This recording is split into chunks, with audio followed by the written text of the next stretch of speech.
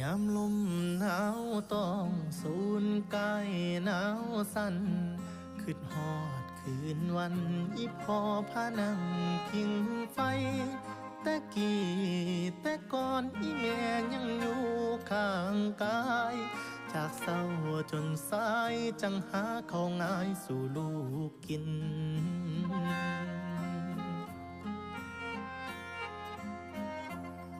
เวลาพันไปหลายแนวก็พันเปลี่ยนสองสันบ้านเฮือนก็เปลี่ยนไปตามกาลผู้เฒ่าผู้แก่ก็คอยหายจากลูกหลาน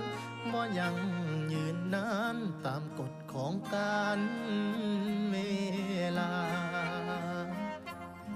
เจ้าได้ยินบ่อีพ่ออีแม่ค่อยเอ่ยกายมือผ่านเลยยังขึ้นฮอดอยู่คือเก่าหูบเจ้าข้างฟ้าบูษาสุแลงเศร้าลมต้องย้ำหนาวขึ้นฮอดสองเขาแท้เด เจ้าได้ยินบ่อีพ่ออีแม่ค่อยเอ่ยกายมือผ่านเลยยังขึ้นฮอดอยู่คือ